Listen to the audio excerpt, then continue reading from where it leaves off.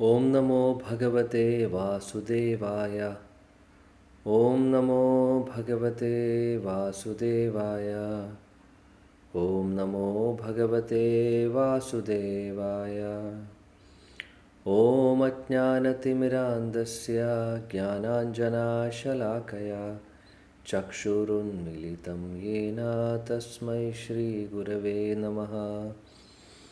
श्रीचैतन्यमनोभीष्टं स्थापितं येन भूतले स्वयं रूपा कदा मह्यं ददाति स्वपदान्तिकम्।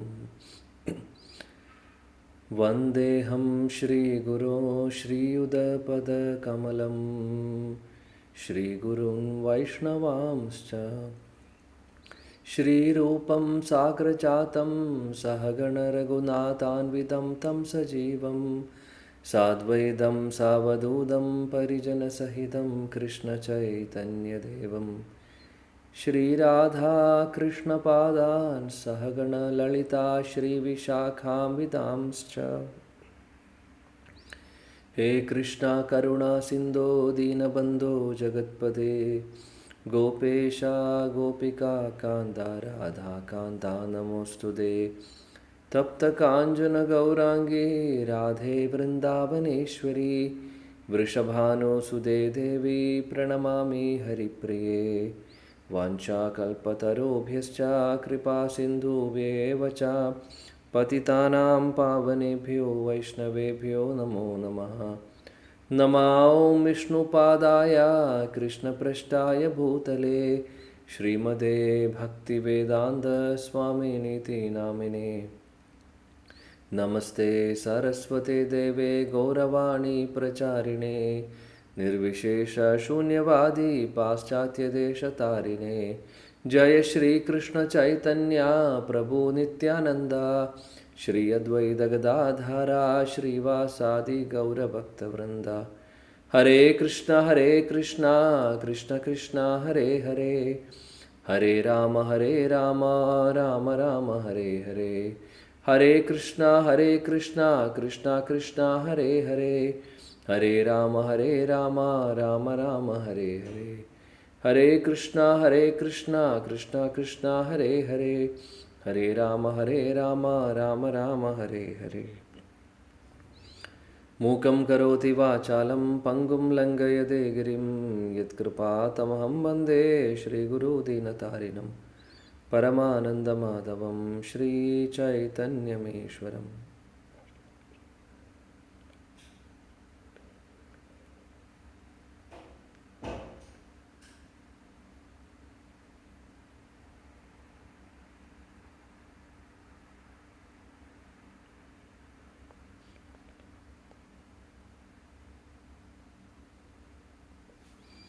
ഹരേ കൃഷ്ണ. അധ്യായം 9.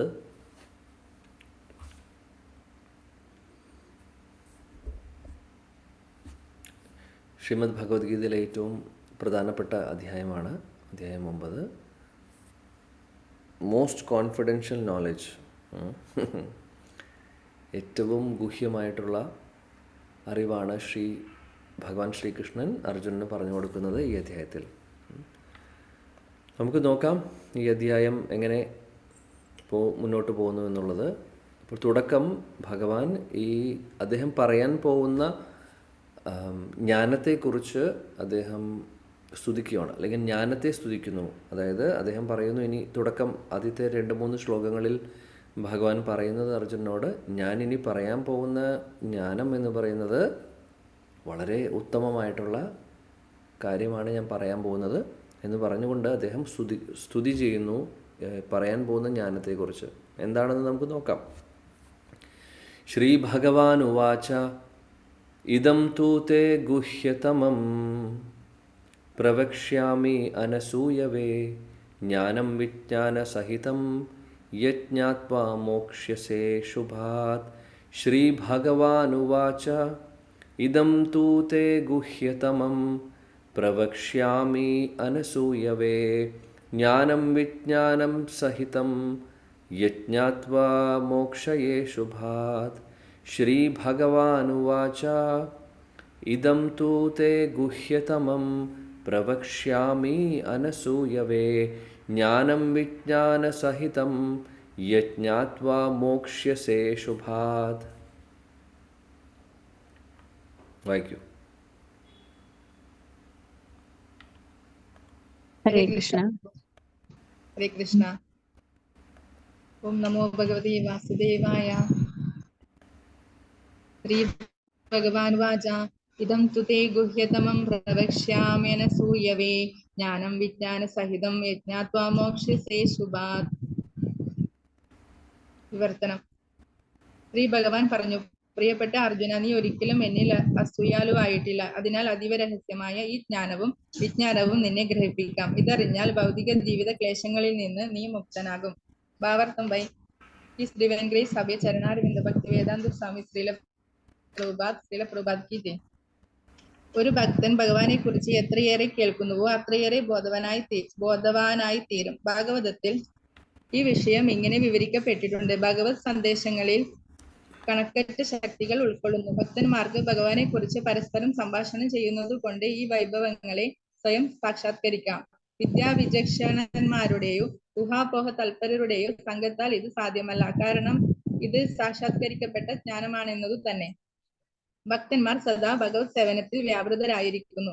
കൃഷ്ണാബോധത്തോടെ പ്രവർത്തിക്കുന്ന ഓരോരുത്തരുടെയും മനോഭാവവും ആത്മാർത്ഥതയും ഭഗവാൻ അറിയാവുന്നത് കൊണ്ട് ഭക്തന്മാരുടെ സത്സംഗത്തിലൂടെ തന്നെ കുറിച്ചുള്ള ശാസ്ത്രം മനസ്സിലാക്കുവാനുള്ള ബുദ്ധിശക്തി അവർക്ക് അദ്ദേഹം നൽകുന്നു. കൃഷ്ണനെ കുറിച്ചുള്ള സംവാദം പ്രഭാവപൂർണമത്രേ. അതിനവസരം കിട്ടിയ ഭാഗ്യവാൻ താൻ നേടിയ ജ്ഞാനത്തെ ശരിക്കും ഉൾക്കൊള്ളാൻ ശ്രമിക്കുകയാണെങ്കിൽ തീർച്ചയായും ആധ്യാത്മിക സാക്ഷാത്കാരത്തിലേക്ക് മുന്നേറും. പ്രബലമായ തന്റെ സേവന കർമ്മത്തിൽ കൂടുതൽ ഉന്നത പദവിയിൽ എത്തുവാൻ ഭഗവാൻ കൃഷ്ണൻ അർജുനനെ പ്രേരിപ്പിക്കുകയാണ് ഈ അധ്യായത്തിൽ. ഇതേവരെ പറഞ്ഞിട്ടുള്ളവയേക്കാൾ രഹസ്യങ്ങളായ വിഷയങ്ങൾ ഉപദേശിച്ചുകൊണ്ട് ഭഗവത്ഗീതയുടെ ആദ്യ അധ്യായം തന്നെ ഈ കൃതിക്ക് ഏതാണ്ടൊരു ആമുഖം മാത്രമാണ്. 2ഉം 3ഉം അധ്യായങ്ങളിൽ വിവരിക്കപ്പെട്ട ആധ്യാത്മിക ജ്ഞാനം രഹസ്യമായതാണ്. 7ഉം 8ഉം വിശേഷിച്ചും ഭക്തി സേവനത്തോട് ബന്ധപ്പെട്ടതും കൃഷ്ണാവബോധത്തെ പറ്റി അറിവ് നൽകുന്നത് കൊണ്ട് അത് രഹസ്യതരമെന്ന് പറയപ്പെടുന്നു. 9ആം അധ്യായത്തിലെ വിഷയമാകട്ടെ കലർപ്പറ്റ ഭക്തിയാണ്. തന്മൂലം അതിനെ അതീവ രഹസ്യമെന്ന് പറയുന്നു. കൃഷ്ണനെ പറ്റി അതീവ രഹസ്യമായ ജ്ഞാനമുള്ള ഒരാൾ സ്വാഭാവികമായും ഇന്ദ്രിയാതീതനായിരിക്കും. അതുകൊണ്ട് ഈ ലോകത്തിൽ ജീവിക്കുകയാണെങ്കിലും അയാൾക്ക് ഭൗതിക ക്ലേശങ്ങൾ ഉണ്ടാവില്ല. പ്രേമയുത ഭഗവത് സേവനം ചെയ്യാൻ നിർവ്യാജമായി ആഗ്രഹിക്കുന്ന ഭക്തൻ ഭൗതിക ജീവിതത്തിന്റെ പരിമിതികൾക്കുള്ളിൽ ആയിരിക്കാം. എങ്കിലും അയാളെ മുക്തൻ എന്ന് തന്നെ കരുതാമെന്ന് ഭക്തിരസാമൃത സിന്ധു പ്രസ്താവിക്കുന്നു. അങ്ങനെ പ്രവർത്തിക്കുന്ന ഒരാൾ മുക്തനാണെന്ന് ഭഗവത്ഗീത 10ആം അധ്യായത്തിൽ പറയുന്നുണ്ട്. ഈ 1ആം ശ്ലോകത്തിന് ഒരു സവിശേഷതയുണ്ട്. ഇതം ജ്ഞാനം, ഈ അറിവ് എന്നതുകൊണ്ട് ശുദ്ധമായ ഭക്തിയുത സേവനത്തെയാണ് ഉദ്ദേശിക്കുന്നത്. 9 വിധം പ്രവർത്തനങ്ങൾ ഉൾക്കൊള്ളുന്നതാണ് ഈ സേവനം. ശ്രവണം, കീർത്തനം, സ്മരണം, പാദസേവനം, അർച്ചനം, വന്ദനം, ദാസ്യം, സഖ്യം, ആത്മനിവേദനം എന്നിവയാണവ. ഈ 9ഉം അനുഷ്ഠിക്കുന്നവൻ ആധ്യാത്മികാവബോധ തലത്തിലേക്ക്, കൃഷ്ണാബോധത്തിലേക്ക് ഉയരും. അങ്ങനെ ഹൃദയത്തിലെ ഭൗതിക കൽമഷങ്ങൾ നീങ്ങിക്കഴിഞ്ഞ ഒരാൾക്ക് ഭഗവാൻ കൃഷ്ണനെ കുറിച്ചുള്ള ശാസ്ത്രം സുഗ്രാഹ്യമായി തീരും. ജീവസത്ത ഭൗതികമല്ലെന്ന് മാത്രം മനസ്സിലാക്കിയത് കൊണ്ടാവില്ല. ആധ്യാത്മിക സാക്ഷാത്കാരത്തിന്റെ ആരംഭമായിരിക്കും അത്. ശാരീരിക പ്രവർത്തനങ്ങൾക്കും താൻ ഈ ശരീരമല്ലെന്ന ബോധം വന്ന ഒരാളുടെ ആധ്യാത്മിക പ്രവർത്തനങ്ങൾക്കും തമ്മിലുള്ള വ്യത്യാസങ്ങൾ എന്തെല്ലാമെന്നും അറിയേണ്ടതുണ്ട്. ഭഗവാന്റെ വിഭൂതികൾ, വ്യത്യസ്ത ശക്തികൾ, അധമോത്തമ പ്രകൃതികൾ എന്നിവയെക്കുറിച്ചും ഭൗതികമായ ഈ ദൃശ്യ പ്രപഞ്ചത്തെ കുറിച്ചും 7ആം അധ്യായത്തിൽ വിവരിച്ചു കഴിഞ്ഞു. ഈ അധ്യായത്തിൽ ഭഗവത് വൈഭവങ്ങളെ പറ്റി പറയുന്നു. അനസൂയവേ എന്ന ഈ പദ്യത്തിലെ സംസ്കൃത പദം ഇവിടെ വളരെ പ്രാധാന്യമുള്ളതാണ്. പൊതുവെ എല്ലാ വ്യാഖ്യാതാക്കളും അവർ പണ്ഡിതരായിരുന്നാലും കൂടി പരമദിവ്യോത്തമ പുരുഷനായ കൃഷ്ണനിൽ അസൂയാലുക്കളാണ്. വിദഗ്ധ പണ്ഡിതന്മാർക്ക് കൂടി ഭഗവത്ഗീതയെ തെറ്റായിട്ടാണ് വ്യാഖ്യാനിക്കുന്നത്. കൃഷ്ണനിൽ അസൂയാലുക്കളായതുകൊണ്ട് അവരുടെ വ്യാഖ്യാനം നിഷ്പ്രയോജനങ്ങളാണ്. ഭഗവത് ഭക്തന്മാരുടെ വ്യാഖ്യാനങ്ങൾ മാത്രമേ നിർവ്യാജമായിട്ടുള്ളൂ. കൃഷ്ണനിൽ അസൂയാലുവായ ആർക്കും ഭഗവത്ഗീതയ്ക്ക് ശരിയായ ഭാഷ്യം എഴുതുവാൻ സാധിക്കുകയോ കൃഷ്ണനെ പറ്റിയുള്ള ജ്ഞാനം പകർന്നു കൊടുക്കാൻ സാധിക്കുകയോ ഇല്ല. ഭഗവാനെ ശരിക്കും മനസ്സിലാക്കാത്ത അദ്ദേഹത്തിന്റെ സ്വഭാവത്തെ വിമർശിക്കുന്നവർ വിഡ്ഢികളാണ്. തന്മൂലം അങ്ങനെയുള്ള വ്യാഖ്യാനങ്ങളെ ശ്രദ്ധാപൂർവം ഒഴിവാക്കണം. കൃഷ്ണൻ പരമദിവ്യോത്തമ പുരുഷനാണെന്നും പവിത്രവും അഭൗതികവുമായ വ്യക്തിത്വം ഉൾക്കൊള്ളുന്നവനാണെന്നും മനസ്സിലാക്കുന്നവർക്ക് ഈ അധ്യായങ്ങൾ ഉപയോഗപ്രദമായിരിക്കും. ഹരേ കൃഷ്ണ പ്രഭു. ഹരേ കൃഷ്ണ. ഹരേ കൃഷ്ണ. Thank U.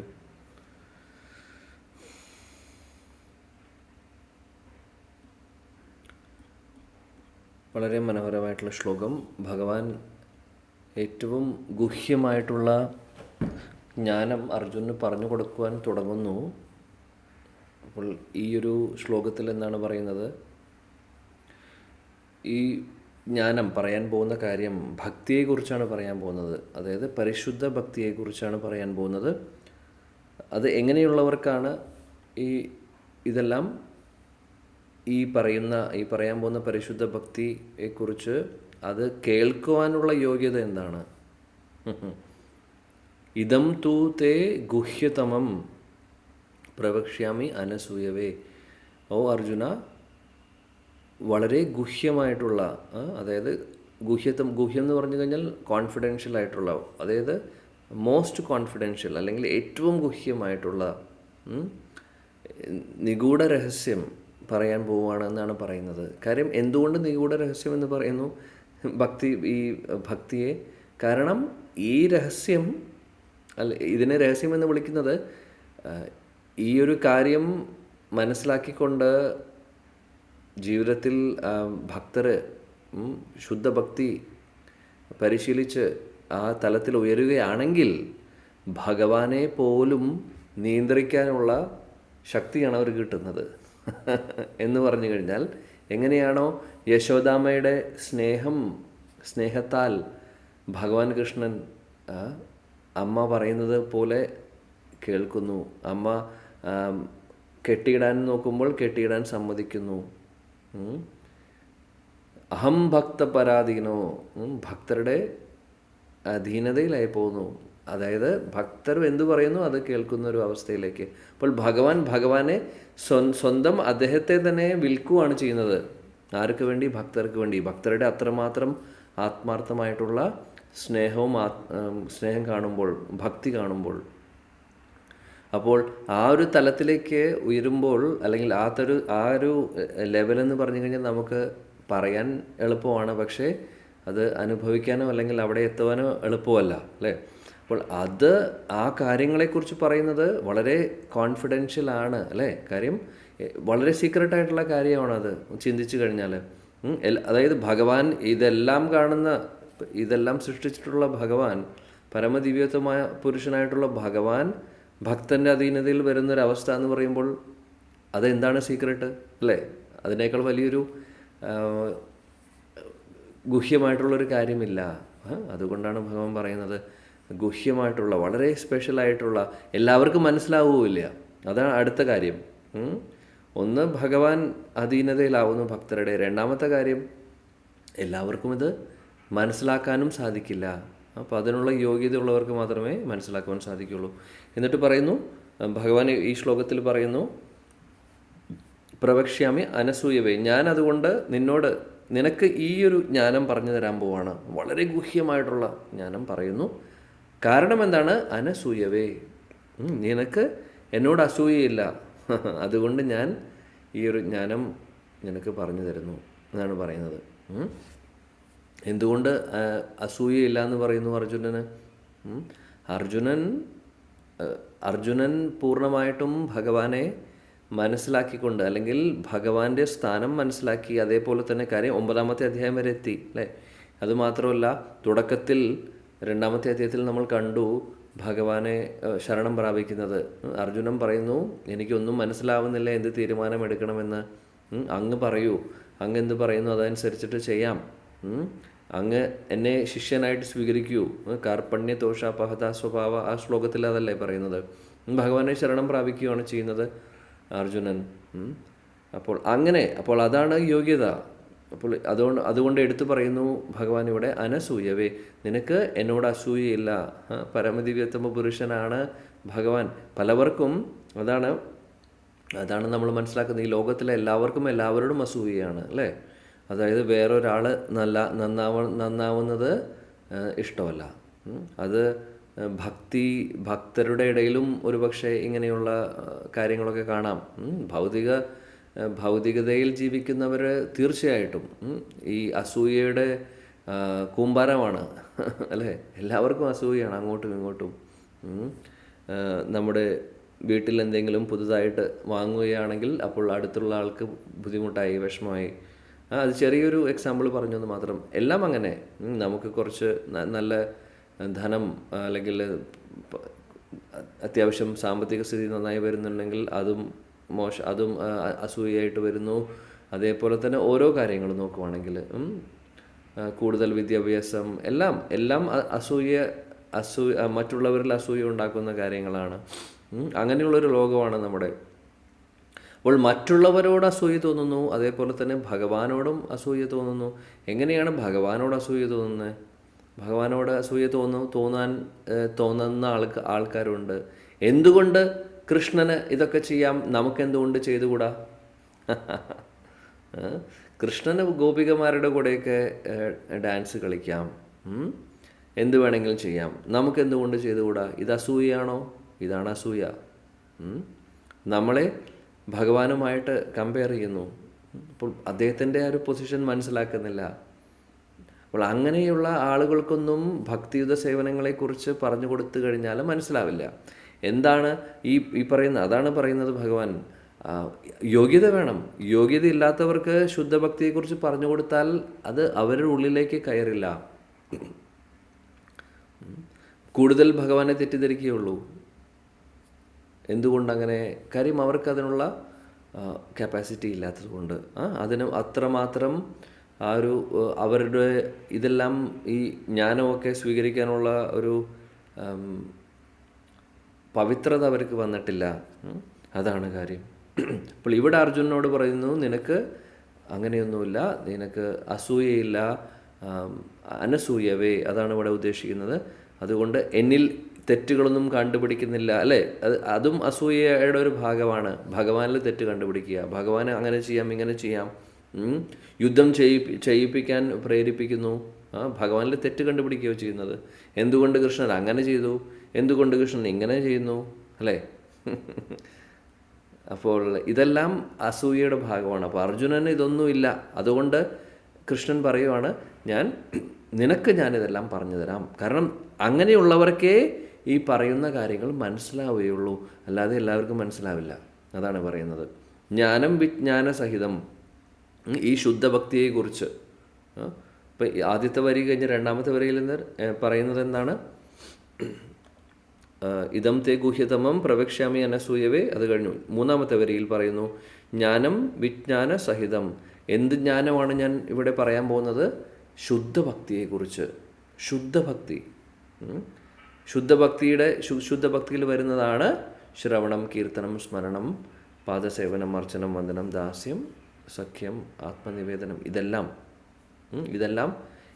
ഇതിനെല്ലാത്തിനെയും കുറിച്ചും ഞാൻ നിനക്ക് പറഞ്ഞു തരുന്നു.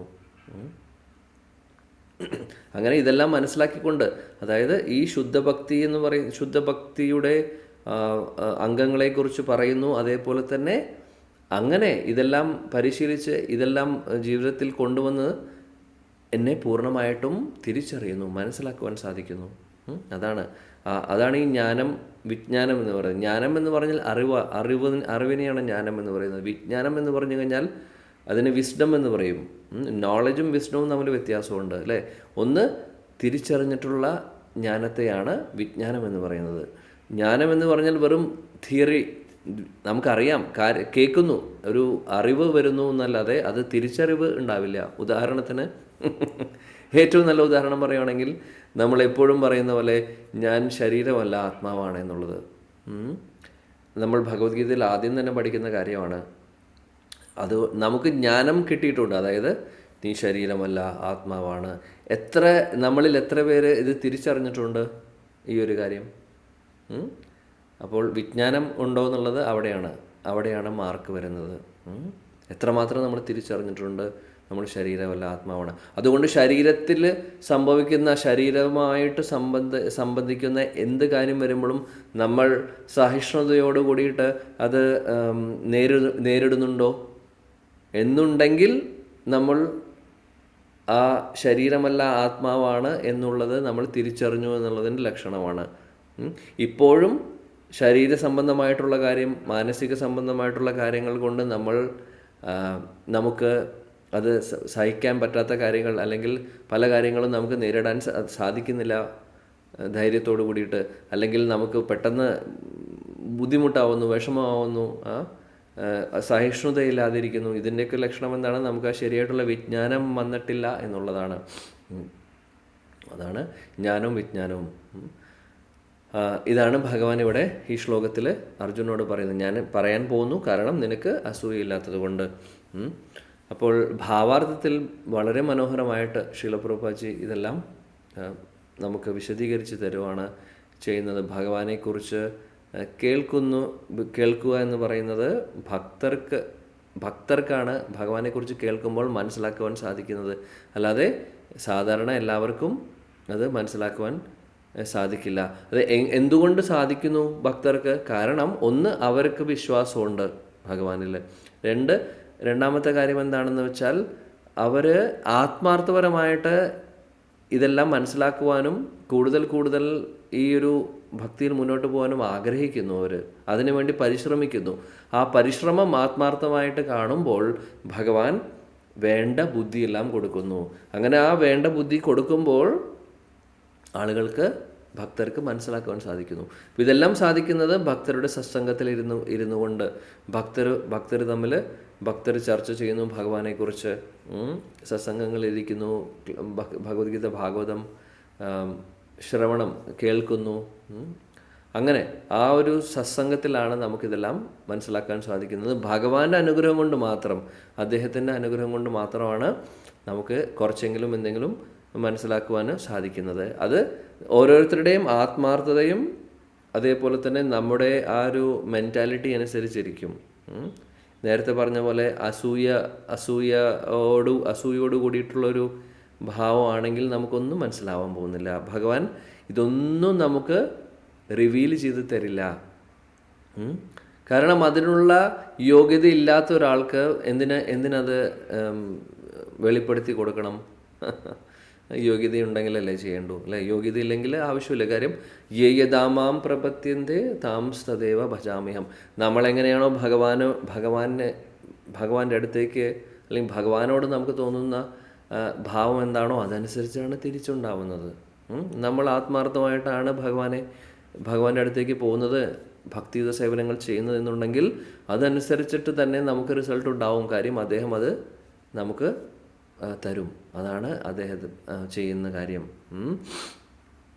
അപ്പോൾ ഇതെല്ലാം ശീല പ്രഭുപാദ് ഇവിടെ പറയുന്നത് വളരെ ഭാഗ്യം ഉള്ളവർക്ക് മാത്രമേ ഇതെല്ലാം കേൾക്കുവാനും മനസ്സിലാക്കുവാനും സാധിക്കുള്ളൂ എന്നുള്ളത്.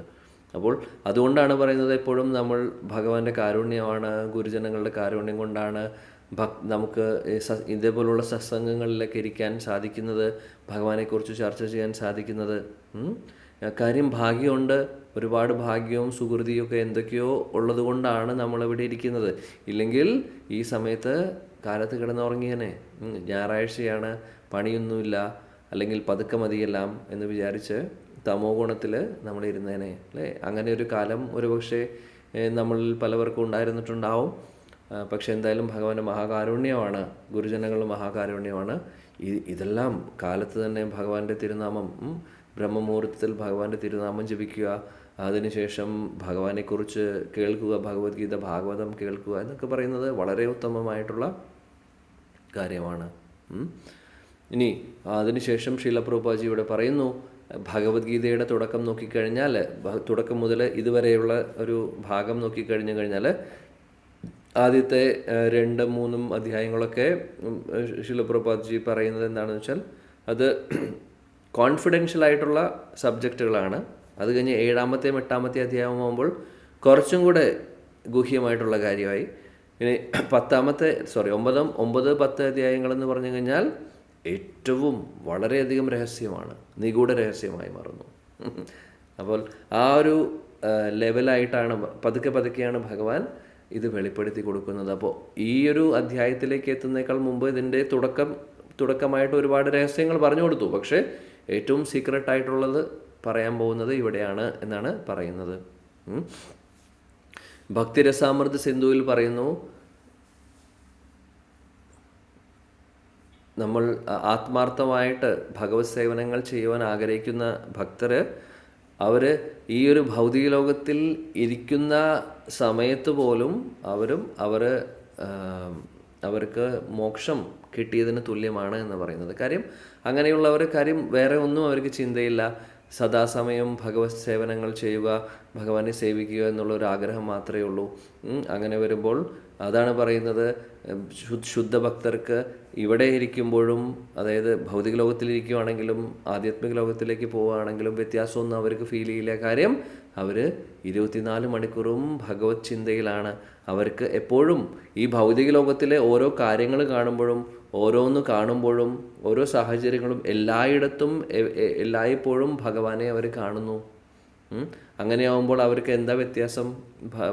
ഇവിടെ ഭൗതിക ലോകവും ആധ്യാത്മിക ലോകവും വ്യത്യാസമില്ല അല്ലേ? അതുകൊണ്ട് ഭക്തരെല്ലാവരും ആ ഒരു തലത്തിലുള്ളവരൊക്കെ ഒരുപാട് എന്താ പറയുക, അറിവ് അല്ലെങ്കിൽ മുക്തി നേടിയവരാണ് എന്ന് പറയുന്നു. അപ്പോൾ അതുകൊണ്ട് ഭഗവത്ഗീത നമ്മൾ പഠിച്ച് മുന്നോട്ട് പോകുമ്പോൾ ശരിയായിട്ടുള്ള രീതിയിൽ മനസ്സിലാക്കുകയാണെങ്കിൽ,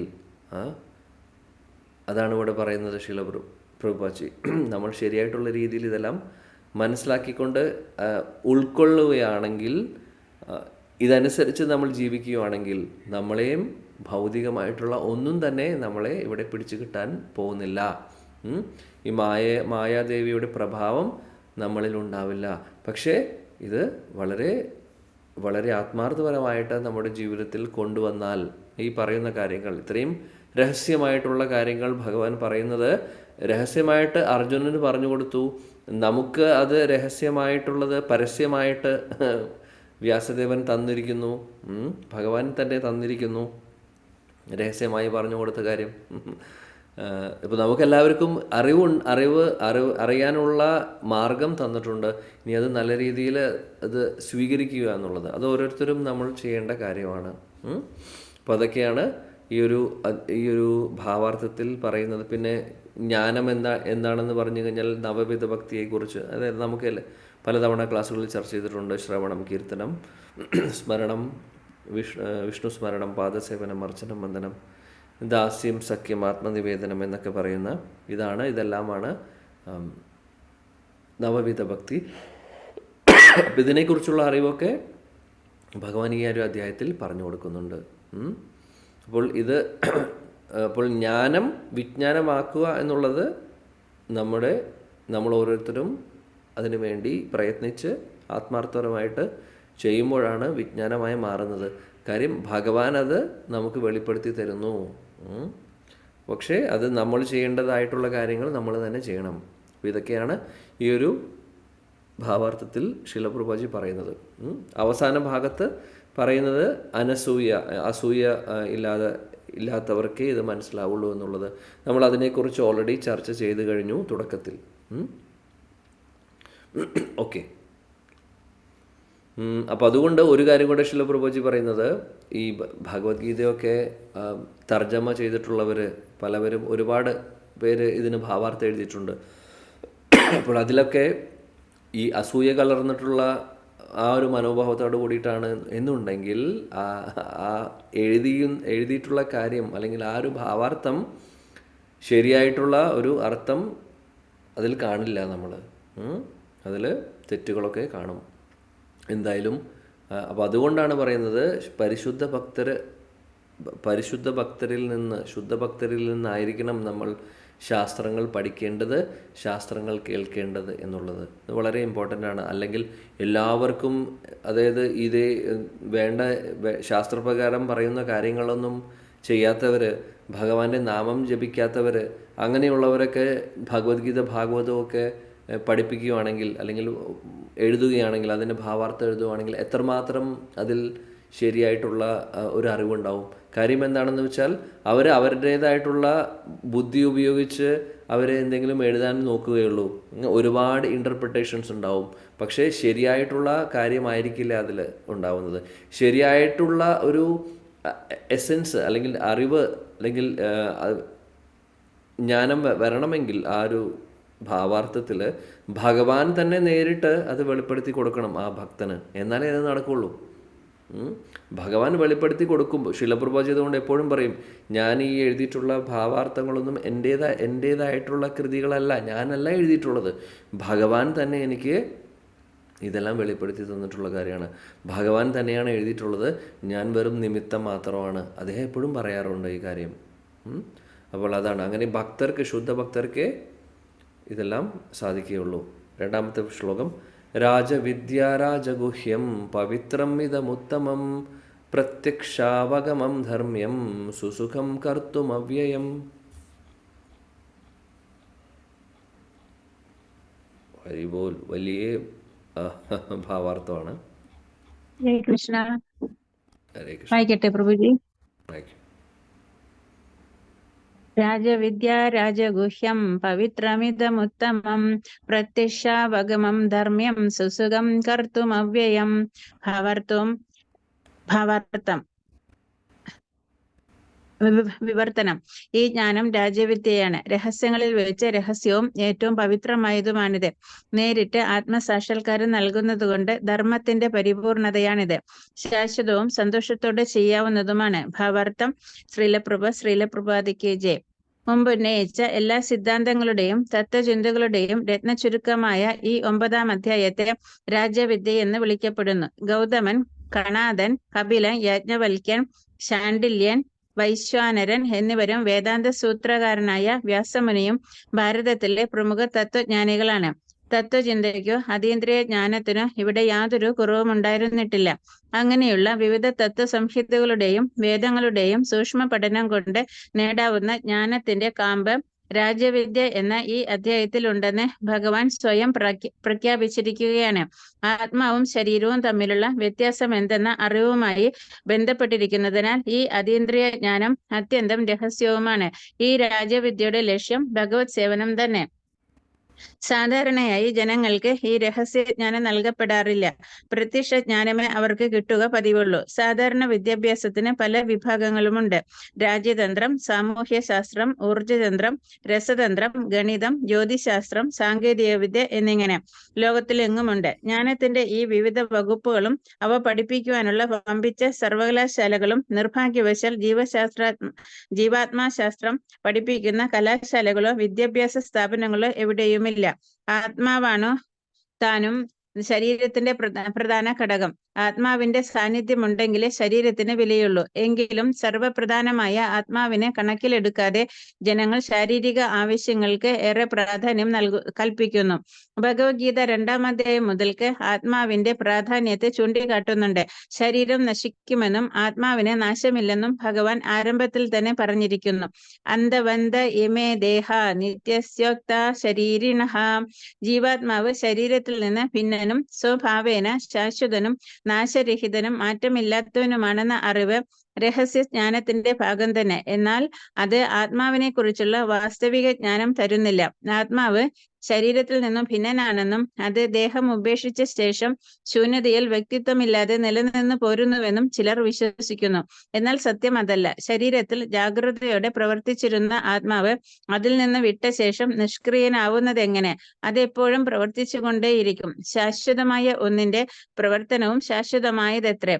ആധ്യാത്മിക ലോകത്തിലുള്ള അതിന്റെ പ്രവർത്തനമാണ് ആധ്യാത്മിക ജ്ഞാനത്തിന്റെ ഏറ്റവും രഹസ്യമായ വശം. ജീവാത്മാവിന്റെ പ്രവർത്തനങ്ങളെ ജ്ഞാനത്തിന്റെ അതീവ രഹസ്യമായ ഭാഗവും രാജവിദ്യയുമായാണ് ഇവിടെ സൂചിപ്പിക്കുന്നത്.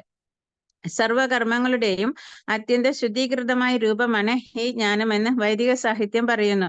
തുടരെ തുടരെ ചെയ്യുന്ന പാപങ്ങളുടെ ഫലമാണ് ദുഷ്കർമ്മങ്ങളെന്ന് പത്മപുരാണം ചൂണ്ടിക്കാട്ടുന്നുണ്ട്. ഫലോദിഷ്ട കർമ്മങ്ങളിൽ ഏർപ്പെടുന്നവർ പല ഘട്ടങ്ങളിലും പലവിധം പ്രതികരണങ്ങളിലും കുടുങ്ങിയേക്കാം. ഉദാഹരണത്തിന്, ഒരു വൃക്ഷത്തിന്റെ വിത്ത് പാകിയ ഉടനെ തന്നെ വൃക്ഷം മുളച്ചു വളരാറില്ല. അതിന് സമയം ആവശ്യമാണ്. ആദ്യം അതൊരു കൊച്ചുതൈ മാത്രമായിരിക്കും. പിന്നെ വൃക്ഷമായി വളരും, പൂക്കുകയും കായ്ക്കുകയും ചെയ്യും. ആ വൃക്ഷം നട്ടു വളർത്തിയവന് പൂക്കളും കായ്കളും കിട്ടും. അങ്ങനെ തന്നെ ഒരാൾ ചെയ്യുന്ന പാപകർമ്മവും കാലക്രമേണ മാത്രമേ ഫലിക്കൂ. പല ഘട്ടങ്ങൾ പിന്നിടണം. അതിന് ആ മനുഷ്യർ പാപകർമ്മം ചെയ്യുന്നത് നിർത്തിയേക്കാമെങ്കിലും അതിന്റെ ഫലങ്ങൾ അനുഭവിക്കാൻ കാലതാമസം ഉണ്ടാകും. ബീജരൂപേണയുള്ള പാപങ്ങളുണ്ട്. ഫലം തന്നു തുടങ്ങിയവയുമുണ്ട്. ആ ഫലങ്ങൾ എത്ര നാം അനുഭവിക്കുന്ന സുഖദുഃഖങ്ങൾ. 7-ാം അധ്യായത്തിലെ 28-ാം ശ്ലോകത്തിൽ പറയുന്നത് പോലെ പാപകർമ്മങ്ങളുടെ ഫലങ്ങളെല്ലാം തീർന്ന ശേഷം സത്കർമ്മങ്ങളിൽ മാത്രം ഏർപ്പെട്ടുകൊണ്ടിരിക്കുന്ന ഒരു വ്യക്തി ഈ ലോകത്തിലെ ദ്വന്ദ്ങ്ങളിൽ നിന്ന് മുക്തനായി ഭഗവത് സേവനത്തിൽ മുഴുകുന്നു. അഥവാ ഭഗവത് സേവന നിരതനായ ഒരാൾ സർവകർമ്മ ഫലങ്ങളിൽ നിന്നും മോചിപ്പിക്കപ്പെടുന്നുവെന്ന് പറയാം. ഈ പ്രസ്താവനയെ പത്മപുരാണം പിന്താങ്ങുന്നു. അപ്രാരബ്ധ ഫലം പാപം കൂടം ബീജം ഫലോന്മുഖം ക്രമേണൈവ പ്രലീയേത വിഷ്ണു ഭക്തി രഥാത്മനാം. ഭഗവത് സേവനത്തിൽ മുഴുകിയവരുടെ പാപങ്ങൾ ഫലാവസ്ഥയിൽ എത്തിയിരുന്നാലും അങ്കുരാവസ്ഥയിലായിരുന്നാലും ക്രമേണ നാശമടയുന്നു. ഭക്തിപരിതമായ സേവനത്തിന്റെ ശുദ്ധീകരണ ശക്തി അത്രയും പ്രബലമാണ്. അതിനെ പവിത്രം, ഉത്തമം എന്നാണ് വിശേഷിപ്പിക്കുന്നത്. ഉത്തമം എന്നാൽ അതീന്ദ്രിയം. ഭൗതിക ലോകത്തെയും അന്ധകാരത്തെയും സൂചിപ്പിക്കുന്ന വാക്കാണ് തമസ്. ഉത്തമം എന്നാൽ ഭൗതിക പ്രവർത്തനങ്ങൾക്ക് അതീതം എന്നർത്ഥം. ഭക്തന്മാർ ചിലപ്പോൾ സാമാന്യ ജനങ്ങളെ പോലെ പ്രവൃത്തികളിൽ ഏർപ്പെടുന്നതായി തോന്നാം. എന്നാൽ ഭക്തിപരമായ പ്രവർത്തനങ്ങളെ ഒരിക്കലും ഭൗതിക പ്രവർത്തനങ്ങളെന്ന് കരുതിക്കൂടാ. ഭഗവത് സേവനം കണ്ടുപോരുന്നവർക്കും ശീലിച്ചു പോരുന്നവർക്കും അറിയാം അത് ഭൗതിക പ്രവർത്തനമല്ലെന്ന്. ഭക്തിപരിതങ്ങളും ആധ്യാത്മികങ്ങളുമായ അത്തരം കർമ്മങ്ങൾ ത്രിഗുണങ്ങളാൽ മലിനീകരിക്കപ്പെടാത്തവയാണ്. നേരിട്ട് തന്നെ ഫലങ്ങൾ ദൃശ്യമാകത്തക്ക വിധം അത്രയും കുറ്റമറ്റതാണ് ഭക്തിയുത സേവനം എന്ന് പറയപ്പെട്ടിരിക്കുന്നു. ഞങ്ങൾ നേരിട്ട് കണ്ടിട്ടുള്ളതും പ്രായോഗികമായി അനുഭവിച്ചിട്ടുള്ളതുമാണ് ഈ ഫലങ്ങൾ. നാമാപരാധങ്ങൾ ഒഴിവാക്കിക്കൊണ്ട് ഹരേ കൃഷ്ണ കൃഷ്ണ കൃഷ്ണ ഹരേ ഹരേ, ഹരേ രാമ രാമ രാമ ഹരേ ഹരേ എന്ന മഹാമന്ത്രം ഉച്ചരിച്ച് ശീലിക്കുന്ന ആർക്കും ഉടനെ അതീന്ദ്രിയ ആനന്ദം അനുഭവപ്പെടും. ഭൗതികതാ മാലിന്യങ്ങൾ വേഗത്തിൽ ഒഴിഞ്ഞു പോവുകയും ചെയ്യും. ഇത് യഥാർത്ഥത്തിൽ കണ്ടിട്ടുള്ളതാണ്. നാമോച്ചാരണവും ശ്രവണവും മാത്രമല്ല, ഭക്തിപരമായ സേവനത്തിന്റെ സന്ദേശം പ്രചരിപ്പിക്കലും കൂടി നിർവഹിച്ച് കൃഷ്ണാബോധ പ്രവർത്തനത്തിന് സഹായിക്കുന്നുവെങ്കിൽ ക്രമേണ ആധ്യാത്മികമായ ഉത്കർഷം ആ ഭക്തൻ അനുഭവപ്പെടുന്നു.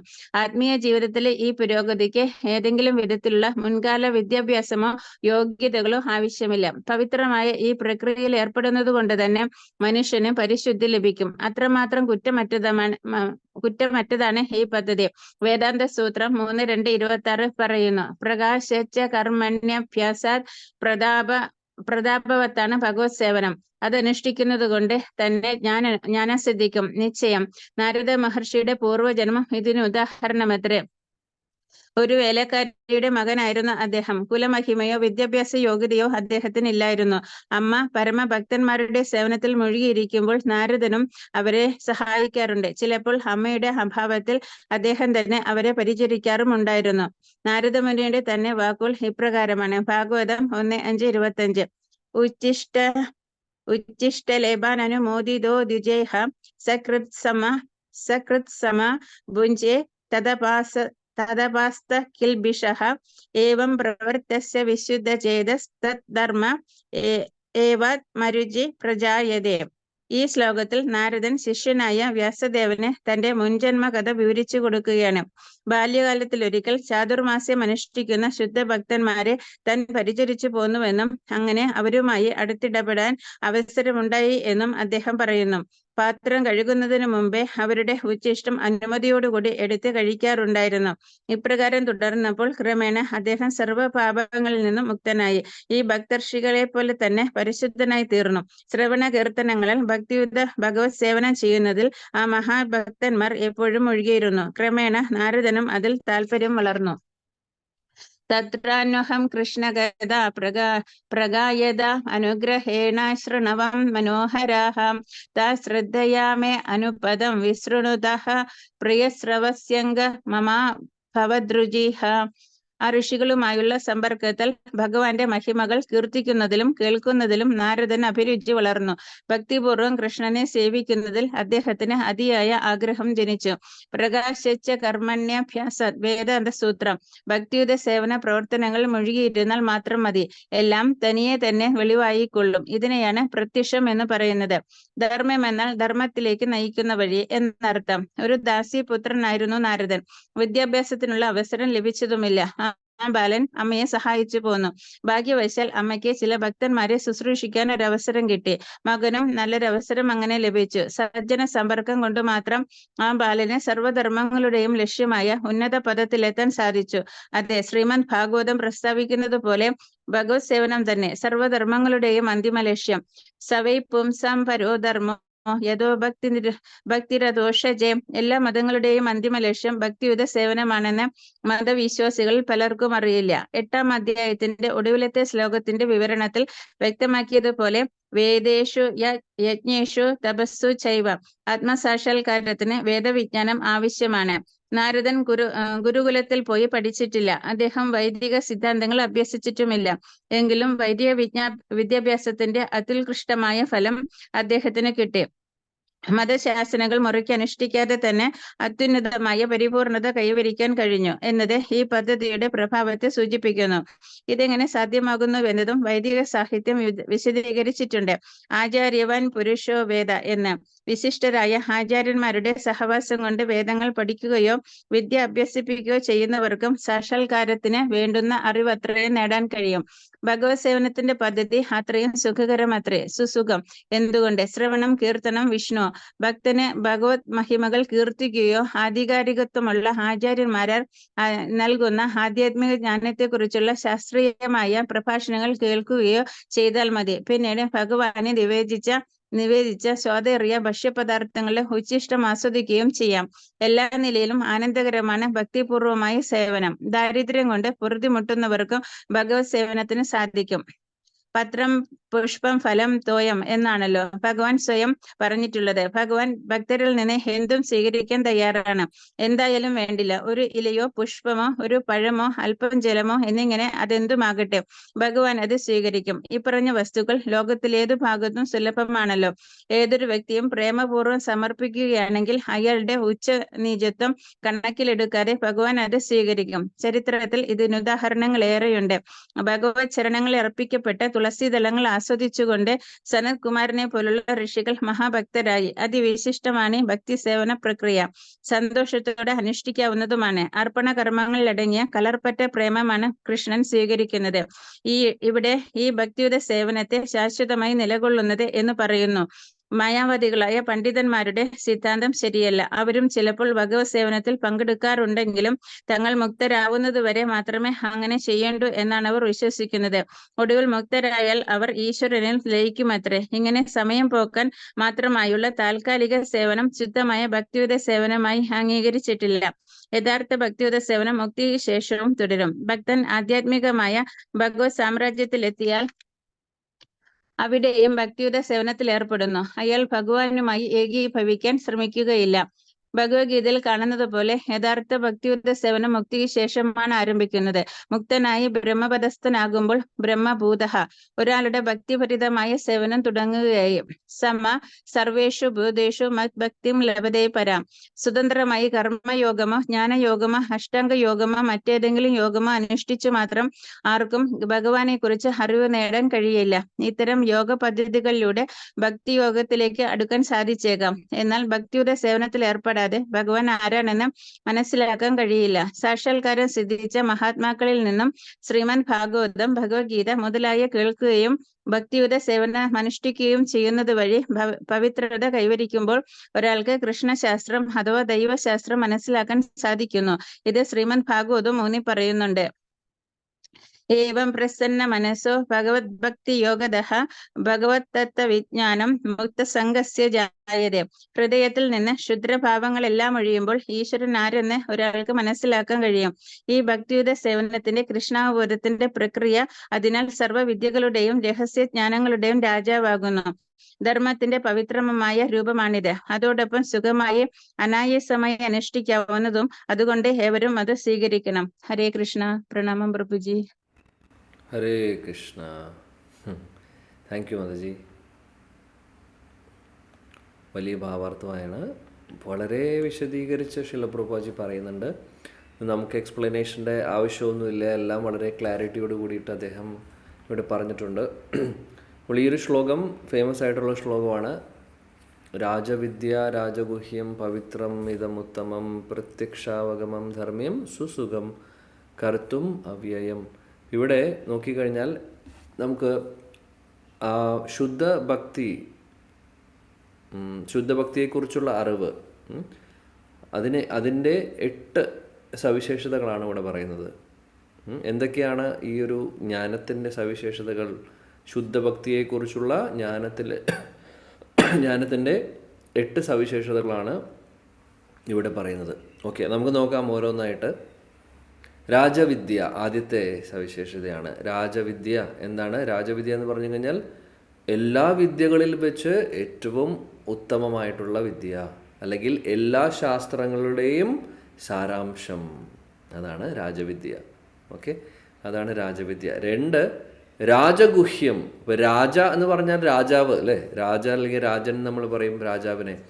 എല്ലാ വിദ്യകളുടെയും രാജാവ് എന്ന് പറഞ്ഞു കഴിഞ്ഞാൽ എല്ലാ വിദ്യകളുടെയും സാരാംശം, അല്ലെങ്കിൽ ഇതിനേക്കാൾ അപ്പുറത്ത് ഇനി വേറെ ഒരു അറിവൊന്നുമില്ല, അതാണ് ഉദ്ദേശിക്കുന്നത് രാജവിദ്യ. രാജഗുഹ്യം അതേപോലെ തന്നെ വളരെ നിഗൂഢമായിട്ടുള്ള കാര്യങ്ങൾ, വളരെ സീക്രട്ടായിട്ടുള്ള കാര്യങ്ങൾ. അപ്പോൾ സീക്രട്ടായിട്ടുള്ള കാര്യങ്ങളിൽ വെച്ച് ഏറ്റവും സീക്രട്ടായിട്ടുള്ളതാണ്, അതിനെയാണ് രാജഗുഹ്യം എന്ന് പറയുന്നത്. അതായത് നമ്മുടെ ശരീരമല്ല ആത്മാവാണ് എന്ന് തുടങ്ങുന്ന ജ്ഞാനം മുതൽ ശുദ്ധഭക്തിയിലേക്കുള്ള ആ ഒരു ജ്ഞാനം വളരെ ഗുഹ്യമാണ് എന്നാണ് പറയുന്നത്. എല്ലാ രഹസ്യങ്ങളിൽ വെച്ച് ഏറ്റവും വലിയ രഹസ്യം, അതുകൊണ്ട് രാജഗുഹ്യം എന്ന് പറയുന്നു. അതാണ് 2ാമത്തെ പോയിന്റ്, 2ാമത്തെ സവിശേഷത. 3ാമത്തെ ക്യാരക്ടറിസ്റ്റിക് എന്താണ്? 3ാമത്തെ സവിശേഷത നോക്കുകയാണെങ്കിൽ പവിത്രം ഇതം, വളരെ പവിത്രമായിട്ടുള്ളതാണ്. പവിത്രം എന്ന് പറഞ്ഞാൽ ശുദ്ധമായിട്ടുള്ളതാണ്. ഏത്? ഈ ജ്ഞാനം, ഈ പറയാൻ പോകുന്ന ശുദ്ധഭക്തിയെക്കുറിച്ചുള്ള ജ്ഞാനം പവിത്രമാണ്. അതായത് അതിൽ ഭൗതികമായിട്ടുള്ള ഒരു കൽമഷങ്ങളുമില്ല, ഭൗതികമായിട്ടുള്ള ഒരു തരത്തിലുള്ള മലവുമില്ല, അല്ലെങ്കിൽ അമലമായിട്ടുള്ള അറിവാണ്, പരിശുദ്ധമായിട്ടുള്ള അറിവാണ്. അതേപോലെ അതീന്ദ്രിയമായിട്ടുള്ളതാണ്, അല്ലാതെ ഭൗതിക തലത്തിലുള്ളതല്ല ഇതെല്ലാം. അതുകൊണ്ട് അതിനെ പവിത്രമെന്ന് വിളിക്കുന്നു. പിന്നെ എന്താണ്? ഉത്തമം എന്ന് പറഞ്ഞു കഴിഞ്ഞാൽ വളരെ വളരെ ഉത്തമമായിട്ടുള്ള അറിവ്. പവിത്രമാണ്, ശുദ്ധമാണ്, അതേപോലെ ഉത്തമം. ഉത്തമം എന്ന് പറഞ്ഞ വാക്ക് നമ്മുടെ മലയാളത്തിലും നമ്മൾ ഉപയോഗിക്കുന്ന വാക്കാണല്ലോ. അപ്പോൾ വളരെ ഉത്തമമായിട്ടുള്ള, വേണ്ടതായിട്ടുള്ള, എല്ലാവരും അറിയേണ്ടതായിട്ടുള്ള, അല്ലെങ്കിൽ അറിഞ്ഞിരിക്കാൻ പറ്റുന്ന അറിവിൽ വെച്ച് ഏറ്റവും പ്രധാനപ്പെട്ട അറിവ് ആണ്, വളരെ ഉത്തമമായിട്ടുള്ള അറിവാണ് ഇവിടെ പറയാൻ പോകുന്നത്. അപ്പോൾ 4 കാര്യങ്ങൾ നമ്മൾ പറഞ്ഞു. രാജവിദ്യ 1, 2 രാജഗുഹ്യം, പവിത്രമിതം, 4 ഉത്തമം. ഇനി എന്താണ് അടുത്തത് പറയുന്നത്? പ്രത്യക്ഷാവഗമം എന്ന് പറഞ്ഞു കഴിഞ്ഞാൽ ഇതെല്ലാം നമുക്ക് അനുഭവിക്കാൻ സാധിക്കുന്നു, അല്ലെങ്കിൽ ഈ അറിവ് നമ്മൾ മനസ്സിലാക്കിക്കൊണ്ട്, അല്ലെങ്കിൽ സ്വീകരിച്ച് മനസ്സിലാക്കി നമ്മൾ അത് പ്രാക്ടിക്കലി നമ്മൾ മനസ്സിലാക്കിക്കൊണ്ട് കാര്യങ്ങൾ ചെയ്യുമ്പോൾ ഇതെല്ലാം നമുക്ക് ഇതിനെക്കുറിച്ചുള്ള തിരിച്ചറിവുകൾ തനിയെ തന്നെ പ്രത്യക്ഷമാവുന്നു. നമുക്കത് നേരിട്ട് അനുഭവിക്കാൻ സാധിക്കുന്നു. വെറുതെ എഴുതി വയ്ക്കുന്ന കാര്യം മാത്രമല്ല, നമുക്കത് അനുഭവിക്കാനും സാധിക്കുന്നു. അതാണ് പറയുന്നത് പ്രത്യക്ഷാവഗമം. ഡയറക്റ്റായിട്ട് നമുക്ക് അത് എക്സ്പീരിയൻസ് ചെയ്യാൻ സാധിക്കുന്നു. കാര്യം എങ്ങനെയാണ്? നമുക്ക് ആത്മസാക്ഷാത്കാരം നേടുവാൻ സാധിക്കുന്നു, കാര്യങ്ങൾ നമ്മൾ തിരിച്ചറിയുന്നു. പിന്നെന്താണ് പറയുന്നത്? ധർമ്മ്യം. അപ്പോൾ 5 കാര്യങ്ങൾ പറഞ്ഞു. 6ാമത്തെ ധർമ്മ്യം എന്ന് പറഞ്ഞു കഴിഞ്ഞാൽ ധർമ്മങ്ങളിൽ വെച്ച്, ധർമ്മം എന്നും നമ്മൾ പറയുമല്ലോ, ധർമ്മങ്ങളിൽ വെച്ച് ഏറ്റവും ഉത്തമമായിട്ടുള്ള ധർമ്മം, അല്ലെങ്കിൽ പരോധർമ്മം നമ്മൾ പറയില്ലേ, എന്താണ്? സവേ പുംസ പരോധർമ്മ യഥോ ഭക്തിരതോക്ഷജേ. അപ്പോൾ പരമമായിട്ടുള്ള നമ്മുടെ ധർമ്മമാണ് ഭക്തിയുത സേവനങ്ങൾ. അതുകൊണ്ടാണ് ധർമ്മ്യം എന്ന് പറയുന്നത്. എല്ലാ ധർമ്മങ്ങളെക്കാൾ, എല്ലാ നമ്മുടെ റെസ്പോൺസിബിലിറ്റീസിനേക്കാൾ ഏറ്റവും പ്രധാനപ്പെട്ട നമ്മുടെ ഉത്തരവാദിത്വം എന്താണ്? ധർമ്മം എന്താണ്? ഭഗവത് സേവനമാണ്. അതുകൊണ്ട് ഇവിടെ ധർമ്മം എന്ന് പറയുന്നു. അപ്പോൾ എത്ര കാര്യങ്ങൾ പറഞ്ഞു നമ്മൾ? ആറ് കാര്യങ്ങൾ. ഇനി എന്താണ് അവസാനത്തെ 2 കാര്യങ്ങൾ? സുസുഖം കർത്തും. സുസുഖം, ഈ പറയുന്ന കാര്യങ്ങൾ ഭക്തിയുത സേവനങ്ങൾ എന്ന് പറഞ്ഞു കഴിഞ്ഞാൽ വളരെ സുഖമായിട്ട്, വളരെ ഈസി ആയിട്ട്, അതേപോലെ വളരെ സന്തോഷത്തോടു കൂടിയിട്ട് നമുക്ക് ചെയ്യുവാൻ സാധിക്കുന്നതാണ്. അല്ലാതെ ഇത് കോംപ്ലിക്കേറ്റഡ് ആയിട്ടുള്ള, അല്ലെങ്കിൽ ഒരുപാട് നമുക്ക് നമ്മൾ ഇപ്പോൾ സ്കൂളിലും കോളേജിലൊക്കെ പഠിച്ചിട്ടുണ്ടാവുമല്ലോ, വളരെ കോംപ്ലിക്കേറ്റഡ് ആയിട്ടുള്ള മാത്സ് ഒക്കെ പഠിച്ചിട്ടുണ്ടാവും. നമ്മൾ ചിന്തിക്കും ഇതെങ്ങനെ ഇത് സോൾവ് ചെയ്യും എന്നുള്ളത്. അതേപോലൊരു കോംപ്ലിക്കേഷനൊന്നും ഇല്ല ഇവിടെ. വളരെ സ്ട്രെയിറ്റ് ആയിട്ടാണ് പറയുന്നത്. സിമ്പിളാണ്. ഭഗവത് നാമങ്ങൾ ജപിക്കുക, ഭഗവാന്റെ തിരുനാമം ജപിക്കുക, ഭഗവാനെക്കുറിച്ച് കേൾക്കുക, ഭക്തിയുത സേവനങ്ങൾ ചെയ്യുക, ലക്ഷ്യത്തിലേക്ക് എത്തുവാൻ സാധിക്കും. അല്ലാതെ കോംപ്ലിക്കേറ്റഡ് ആയിട്ടുള്ള ഒന്നും തന്നെ ഇവിടെ പറയുന്നില്ല. അതുപോലെ തന്നെ ഈ കാര്യങ്ങളൊക്കെ വളരെ സുഖകരമായിട്ടുള്ള കാര്യമാണ്, ബുദ്ധിമുട്ടുണ്ടാക്കുന്ന കാര്യങ്ങളല്ല. അതായത് നാമം ജപിക്കുന്നു, അതേപോലെ തന്നെ ഭഗവാന് വേണ്ടി ഭക്ഷണം ഉണ്ടാക്കുന്നു, അത് സമർപ്പിക്കുന്നു ഭഗവാന്, അത് നമ്മൾ കഴിക്കുന്നു, പ്രസാദം കഴിക്കുന്നു. അപ്പോൾ അതിനുശേഷം പിന്നെ കീർത്തനം വരുമ്പോൾ നമ്മൾ കീർത്തനം പാടുമ്പോൾ ഒരു ആനന്ദം കിട്ടുന്നു. പാട്ടിൽ കീർത്തനം ചൊല്ലിക്കൊണ്ട് ഡാൻസ് കളിക്കുന്നു. അപ്പോഴും അത് ഒരു സുഖമായിട്ടുള്ള കാര്യം. അപ്പോൾ എല്ലാം സുഖമാണ്, അല്ലാതെ വിഷമമാവുന്ന ഒരു കാര്യമേ അല്ല ഭക്തിയുത സേവനം. ആനന്ദകരമായിട്ടുള്ള കാര്യമാണ്. ഒരിക്കലും വിഷമം തരുന്ന കാര്യങ്ങളേ അല്ല നമ്മൾ ചെയ്യുന്നത്. പിന്നെന്താണ് അവസാനത്തെ പ്രത്യേകത, അവസാനത്തെ സവിശേഷത? അവ്യയം. അവ്യയം എന്ന് പറഞ്ഞു കഴിഞ്ഞാൽ ശാശ്വതമായിട്ടുള്ളത്, എപ്പോഴും നിലനിൽക്കുന്നതായിട്ടുള്ളത്. ഈ ഭൗതികമായിട്ടുള്ള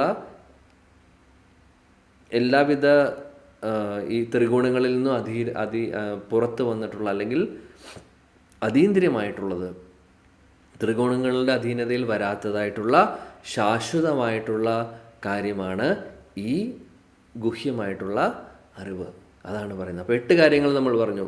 രാജവിദ്യ എന്ന് പറഞ്ഞു കഴിഞ്ഞാൽ എല്ലാ വിദ്യകളിൽ വെച്ച് ഏറ്റവും പ്രധാനപ്പെട്ട, അല്ലെങ്കിൽ എല്ലാ ശാസ്ത്രങ്ങളുടെയും സാരാംശം. രാജഗുഹ്യം, എല്ലാ സീക്രട്ടുകളിൽ വെച്ച്, എല്ലാ സീക്രട്ടിലും വെച്ച് ഏറ്റവും പ്രധാനപ്പെട്ട കാര്യം അതാണ് രാജഗുഹ്യം. എല്ലാ രഹസ്യങ്ങളിൽ വെച്ച് ഏറ്റവും രഹസ്യമായിട്ടുള്ള കാര്യം. പവിത്രം, വളരെ ശുദ്ധമായിട്ടുള്ളതാണ്, ഉത്തമമായിട്ടുള്ളതാണ്. 4 പ്രത്യക്ഷാവഗമം, നമുക്കിത് അനുഭവിക്കാൻ സാധിക്കും നേരിട്ട്. ധർമ്മ്യം, ധർമ്മങ്ങളിൽ വെച്ച് ഏറ്റവും അല്ലെങ്കിൽ പരോധർമ്മമാണ് ഭക്തിയുത സേവനം. അതിനെക്കുറിച്ചാണ് നമ്മൾ പഠിക്കുന്നത് അല്ലെങ്കിൽ കേൾക്കുന്നത്. സുസുഖമായിട്ടുള്ള കാര്യമാണ്. അതേപോലെ തന്നെ അവ്യയം, ശാശ്വതമായിട്ടുള്ളതാണ്. അപ്പോൾ ഇതാണ് ഈ 8 കാര്യങ്ങൾ ഈ ഒരു ശ്ലോകത്തിൽ പറയുന്നത്. അതിൻ്റെ എക്സ്പ്ലനേഷനാണ് ഇവിടെ ശിലപ്രഭുപാദി വളരെ വിശാലമായിട്ട് വിശദീകരിച്ച് നമുക്ക് പറഞ്ഞു തന്നിട്ടുണ്ട്. അപ്പോൾ കുറേ കാര്യങ്ങളൊക്കെ എക്സ്പ്ലെയിൻ ചെയ്യേണ്ട കാര്യമില്ല, ഓൾറെഡി അദ്ദേഹം വളരെ ഡീറ്റെയിൽ ആയിട്ട് പറഞ്ഞിട്ടുണ്ട്. ആദ്യം തന്നെ ആദ്യത്തെ കുറച്ച് ഭാഗങ്ങളിൽ ശിലപ്രഭുപാദി പറയുന്നു വളരെ ഗുഹ്യമായിട്ടുള്ള അറിവുകളാണ് ഇതെല്ലാം. അപ്പോൾ ഈ അറിവുകൾ തുടങ്ങുന്നത് നമ്മൾ ശരീരമല്ല ആത്മാവാണ് എന്ന് അവിടെ നിന്ന് തുടങ്ങി ഭക്തിയുത സേവനങ്ങളിലേക്ക് ഇത് കലാശിക്കുന്നു ഈ അറിവ്. അപ്പോൾ അതുകൊണ്ടാണ് ഇതിനെ വളരെ ഗുഹ്യമായിട്ടുള്ള അറിവ് എന്ന് പറയുന്നത്. പിന്നെ അദ്ദേഹം പറയുന്നു ഒരു യൂണിവേഴ്സിറ്റികളിലും ഒരു വിദ്യാഭ്യാസ സ്ഥാപനങ്ങളിലും ഇതിനെക്കുറിച്ച് മാത്രം പഠിപ്പിക്കുന്നില്ല. എന്നാൽ എന്താ പറയുക, ഹിസ്റ്ററിയും ഫിസിക്സും കെമിസ്ട്രിയും കണക്കും ഇതെല്ലാം പഠിപ്പിക്കുന്നുണ്ട്, എൻജിനീയറിംഗ് ഒക്കെ ഉണ്ട്. പക്ഷേ ശരീരത്തെക്കുറിച്ച്, ആത്മാവിനെക്കുറിച്ചുള്ള ജ്ഞാനം എവിടെയും കൊടുക്കുന്നില്ല.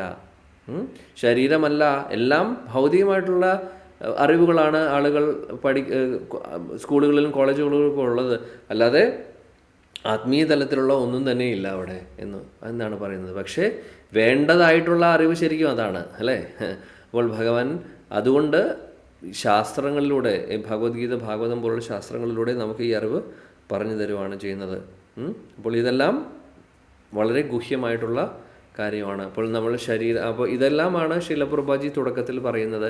അതിനുശേഷം അദ്ദേഹം പറയുന്നു ഇതെല്ലാം മനസ്സിലാക്കണമെങ്കിൽ പോലും മനസ്സിലാക്കുവാനും എളുപ്പമല്ല, എല്ലാവർക്കും സാധിക്കില്ല. നമ്മളെല്ലാവരും ഒരുപാട് പാപകർമ്മങ്ങൾ ചെയ്തിട്ടുള്ളവരാണ്. അപ്പോൾ പാപങ്ങളൊക്കെ അങ്ങനെ പെട്ടെന്ന് നഷ്ടമാവുന്നില്ല അല്ലേ? അതുകൊണ്ട് നമ്മൾ ജന്മജന്മാന്തരങ്ങളായിട്ട് ഈ ഭൗതിക ലോകത്തിൽ നിന്ന് രക്ഷപ്പെട്ടിട്ടില്ല. അത്രമാത്രം പാപങ്ങളൊക്കെ ചെയ്തിട്ടുണ്ട്. അപ്പോൾ അതിനെക്കുറിച്ച് ഇവിടെ അദ്ദേഹം പറയുന്നു. പത്മപുരാണത്തിൽ നിന്നുള്ള ഒരു ശ്ലോകമൊക്കെ ഇവിടെ നമുക്ക് പറഞ്ഞു തന്നിട്ട് പറയുന്നുണ്ട്. എന്താണ് പറയുന്നത്? അപ്രാരാബ്ധ, നമ്മൾ പല ക്ലാസ്സിലും ചർച്ച ചെയ്തിട്ടുണ്ട്. പ്രാരാബ്ധ കർമ്മം എന്നാണ്, അപ്രാരാബ്ധ കർമ്മം എന്താണ്, കൂട്ടം, ബീജം എന്നൊക്കെ.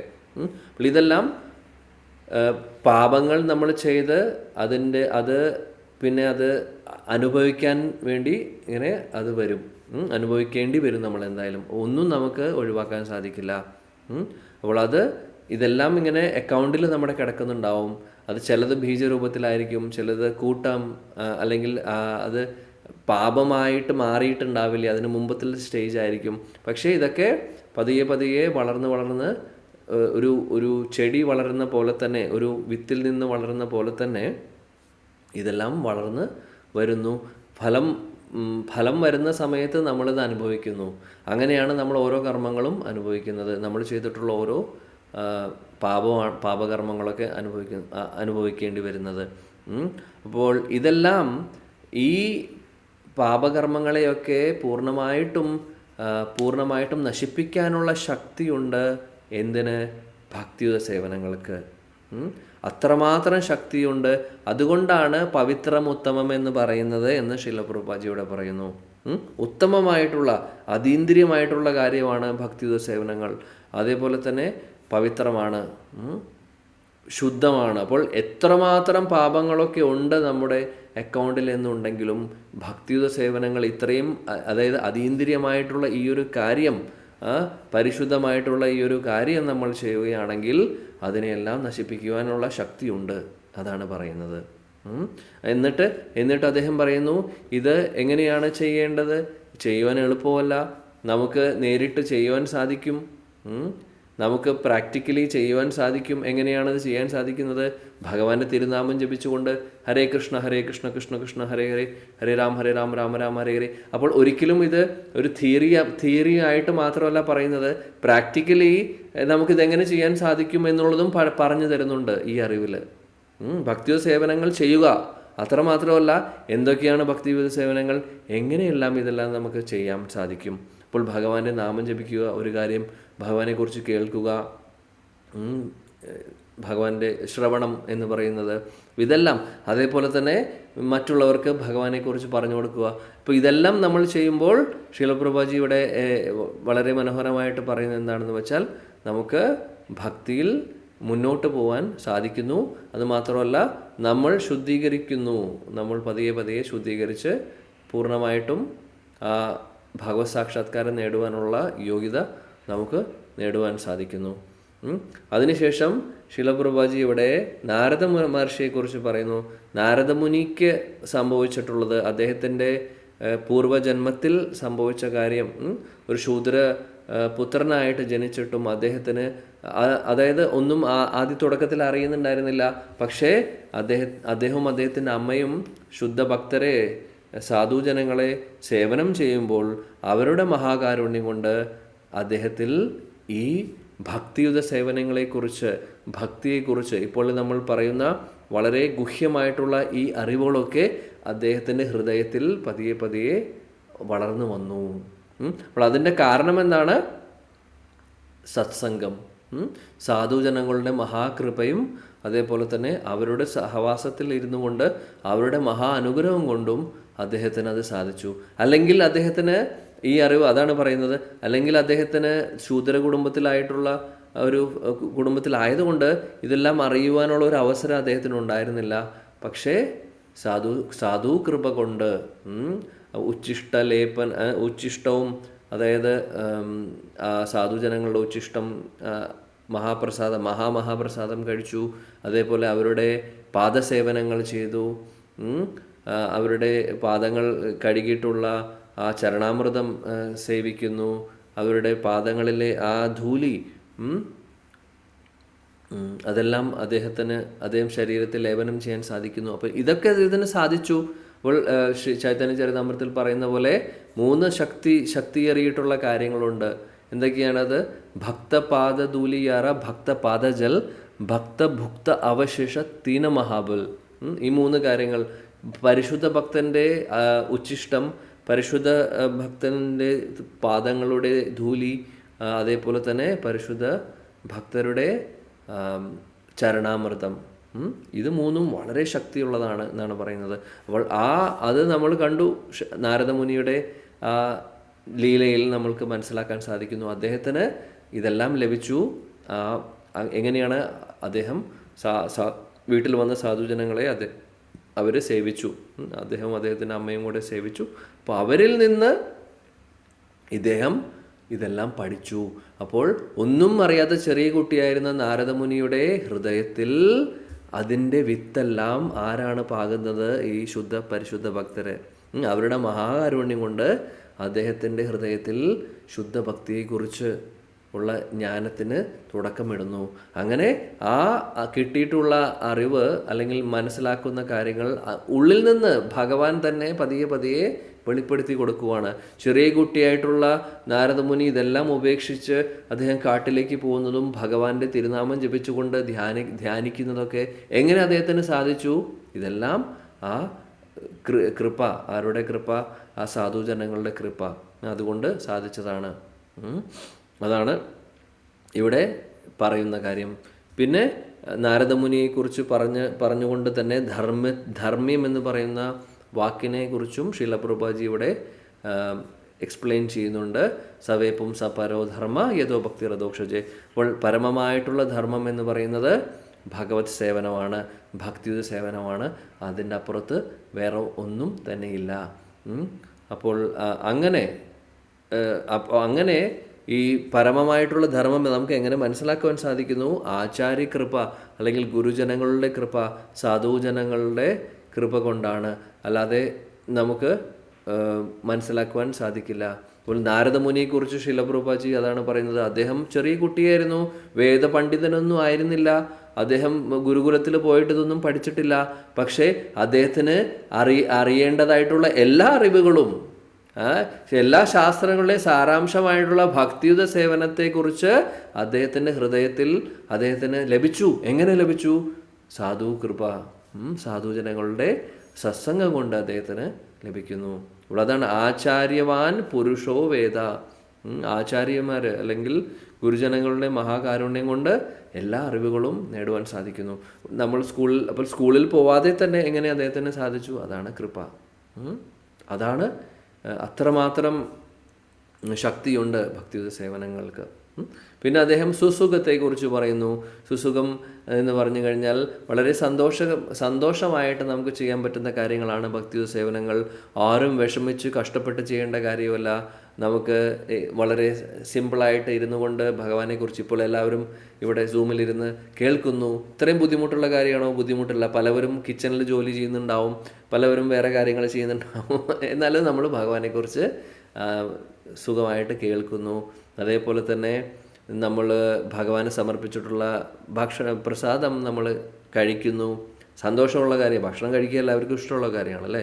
ഒരിക്കലും വിഷമം തരുന്ന കാര്യമേ അല്ല. എല്ലാവർക്കും സന്തോഷമാണ്. അതേപോലെ ഭക്തരുടെ കൂട്ടത്തിലിരുന്ന് ഭഗവാനെക്കുറിച്ച് ചർച്ച ചെയ്യുമ്പോഴും സന്തോഷവും ആനന്ദവും കിട്ടുന്നു.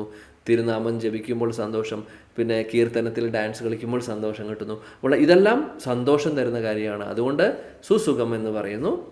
അപ്പോൾ അങ്ങനെ ഈ ഒരു ശ്ലോകത്തെ കൂടുതൽ ശീല പ്രഭുപാദി ഇവിടെ എക്സ്പ്ലെയിൻ ചെയ്യുന്നുണ്ട്. അപ്പോൾ ഇതൊക്കെയാണ് ചുരുക്കം പറയുന്നത്. ഇതിൻ്റെ എസെൻസ് എന്താണ്? പരിശുദ്ധ ഭക്തിയെക്കുറിച്ചാണ് ഈ അധ്യായത്തിൽ പറയാൻ പോകുന്നത്. ഇതിനേക്കാൾ അപ്പുറത്തായിട്ടുള്ള ഒരു അറിവും വേറെയില്ല. അപ്പോൾ പരിശുദ്ധ ഭക്തി, ഭക്തിയുത സേവനം, അല്ലെങ്കിൽ കൃഷ്ണാവബോധത്തിൽ ഇരുന്നു കൊണ്ട് നമ്മൾ ഭക്തിയുത സേവനങ്ങൾ ചെയ്യുക എന്നുള്ളതാണ് ഏറ്റവും വലിയ ധർമ്മം. അത് വളരെ സന്തോഷമായിട്ട് നമുക്ക് ചെയ്യുവാൻ സാധിക്കും. അതുകൊണ്ട് ശീല പ്രഭുപാദി അവസാനത്തെ വരിയിലെന്നാണ് പറയുന്നത്, അതുകൊണ്ട് എല്ലാവരും ഈ ഒരു മാർഗം സ്വീകരിക്കുക. നമ്മൾ ഈ മാർഗം സ്വീകരിക്കുക. വേറെ ഒന്നും അറിയേണ്ട ആവശ്യമില്ല. പരമമായിട്ടുള്ള ലക്ഷ്യത്തിലേക്ക് നമുക്ക് എത്തുവാൻ സാധിക്കുന്നു. അപ്പോൾ അതാണ്. എല്ലാ ടെൻഷനിൽ നിന്ന് ഫ്രീ ആവണ്ടേ? എല്ലാ ബുദ്ധിമുട്ടുകളും വിഷമങ്ങളിൽ നമുക്ക് പുറത്ത് വരണ്ടേ? ഇപ്പോഴെപ്പോഴും ടെൻഷനാണ്. അത് ശരിയായില്ല, ഇത് ശരിയാവുന്നില്ല, അത് ശരിയാവുന്നില്ല, നമ്മുടെ കാര്യം, കുട്ടികളുടെ കാര്യം, ബന്ധുജനങ്ങളുടെ കാര്യം, ഒരുപാട് ടെൻഷനാണ്, എപ്പോഴും ടെൻഷനാണ് അല്ലേ. എന്നാൽ ടെൻഷൻ ഫ്രീ ആവണമെങ്കിൽ ഇതേ ഉള്ളൂ മാർഗം.